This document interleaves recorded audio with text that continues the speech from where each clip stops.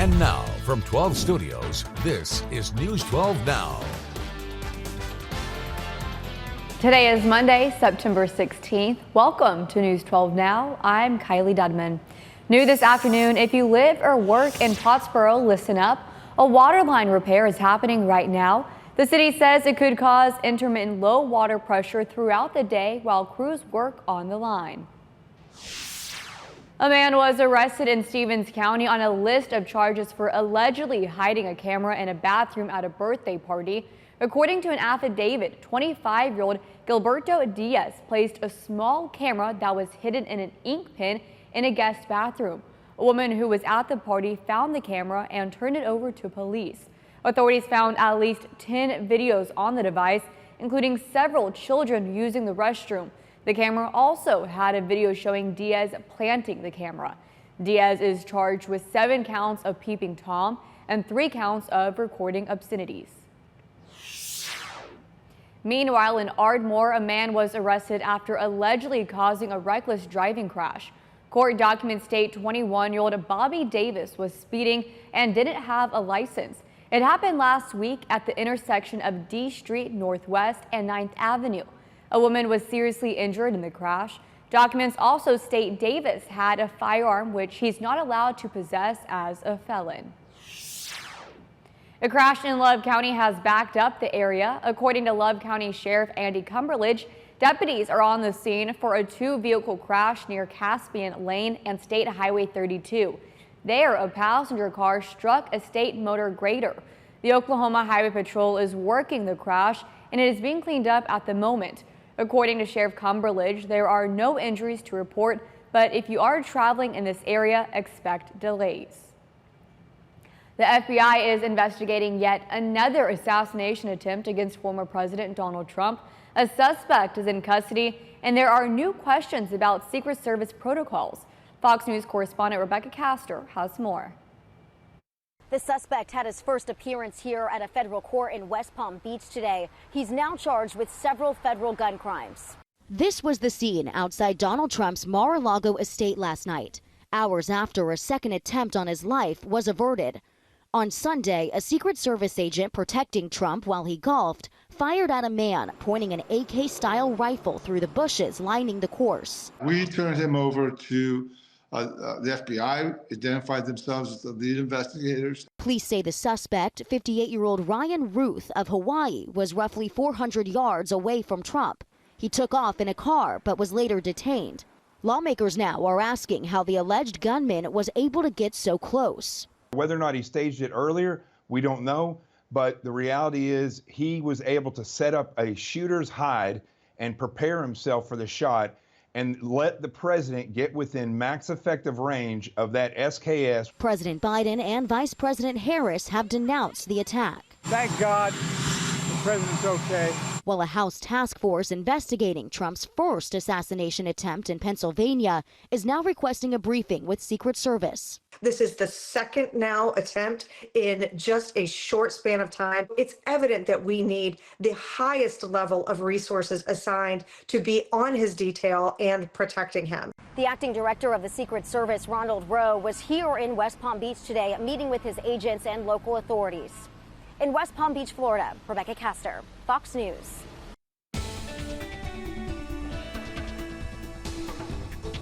Happy Monday, Texoma. Hopefully you had a wonderful weekend. I know weather-wise definitely had a little bit of a summer-like feel to it, and that's where we're ending up as we head into the rest of this work week. Really not much to it other than it being kind of hot and dry, and temperatures are already on the climb after a somewhat cool morning this morning.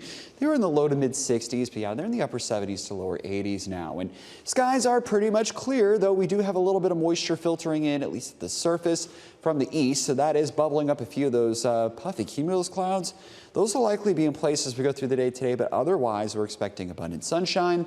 Those highs climbing back into the upper 80s to lower 90s, even though we have a northeasterly wind in place. So second summer will continue. It actually gets worse, especially towards the rest of the work week and into the start of the weekend, and that could involve some maybe record high temperatures as well.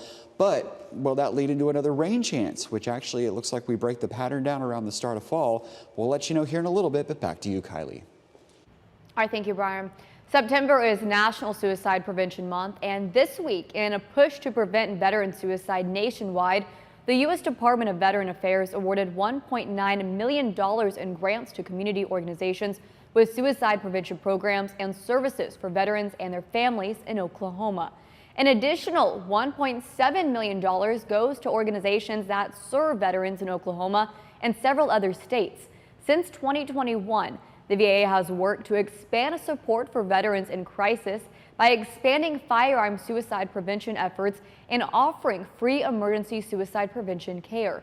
Anytime you or a loved one experience thoughts of suicide, call the Veteran Crisis Hotline by dialing 988, then press 1.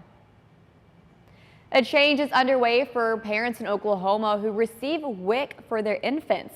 The Oklahoma Women, Infants, and Children program is transitioning from Gerber to Similac brand infant formulas.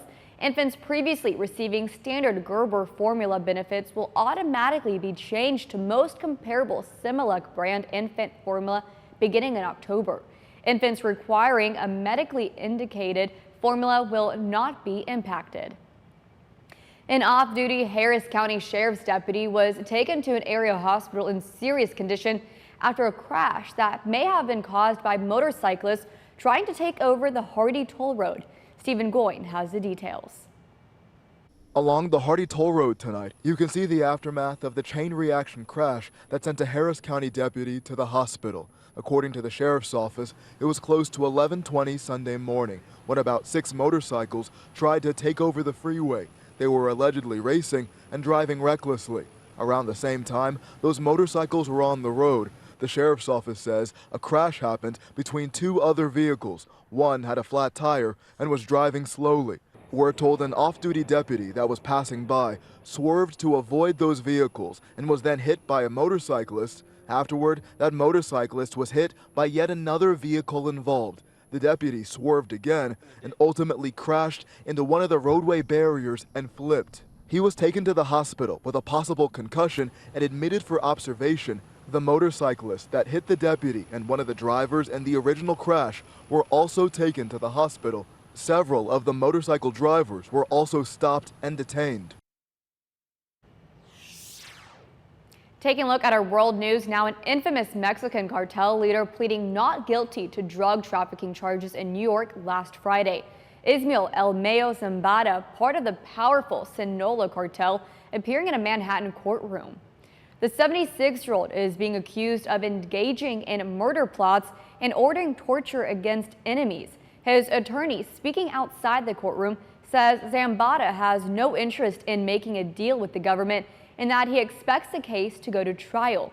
Zambada has been in U.S. custody since July 25th when he landed in a private plane at a Texas airport with fugitive cartel leader Joaquin Guzman Lopez. Zambada later claimed he had been kidnapped in Mexico and brought to the U.S. by Lopez, who is the son of Sinaloa co-founder Joaquin El Chapo Guzman. Well, DNA was used to match human remains at the wreckage of the Titan submersible to its deceased crew members. The submersible was on a trip to view the Titanic's wreckage in June of 2023 when it imploded, killing all 5 people on board. Today was the first day of a 2-week-long hearing by the U.S. Coast Guard into the Titan's tragic journey. The hearing will focus on understanding what caused the implosion and how to prevent something similar from happening again.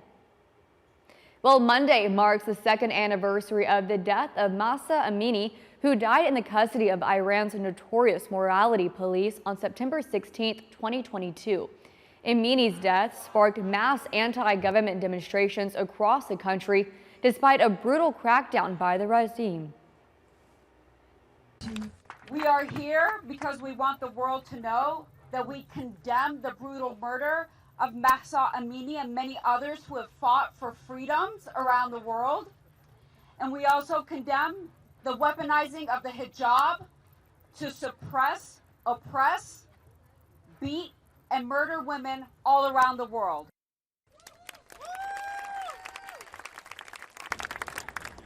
The new Iranian president is set to hold his first major press conference since taking office today, a move which falls on the anniversary of Amini's death. Inflammatory rhetoric on the campaign trail has led to more threats of violence in Springfield, Ohio. The city has seen multiple bomb threats against City Hall and local schools after false claims from former President Donald Trump and his running mate about immigrants eating pets. They deny stoking racial hatred for political gain. Kylee reports from Springfield. This normally quiet town of roughly 60,000 residents still on edge since false claims about Haitian immigrants started online and were amplified by former President Donald Trump and his running mate, Ohio Senator J.D. Vance. If they just backed off their words a little bit, this could help our environment. This would help. We need help, not hate. Springfield Mayor Rob Bruce says his city is assessing security after members of the far-right group the Proud Boys were seen marching through the streets over the weekend. And a branch of the Ku Klux Klan spread leaflets with hateful messages. Bomb threats prompted lockdowns at 2 hospitals and shuttered events at the local campus of Wittenberg University, which will hold classes remotely today. It's disappointing to have this national political rhetoric having an effect on, our 1,300 students.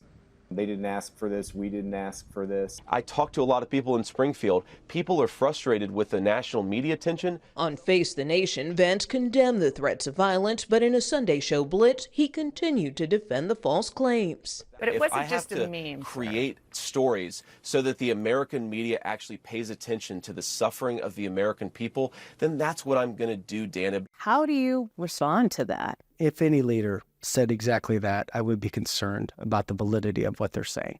I don't understand why the statement was made in that way. It confuses me. If you could speak to the former president or the senator right now, what would you tell them? We'd ask that you would listen to what the local leadership is saying about these baseless claims, and they're just not true. The mayor says the city has tried to reach out to Senator Vance. Ohio Republican Governor Mike DeWine called the debunked claims garbage, and at least one state lawmaker has called on Vance to resign in light of his latest comments. Kylee, CBS News, Springfield, Ohio. Thank you for watching today's News 12 Now. Make sure to subscribe so you find out why Texoma turns to us. You can also follow us on Instagram and Facebook, where you'll see more social media exclusive content. Want more News 12 Now? Watch us live every weekday through the KXII app on your phone or TV and through our website.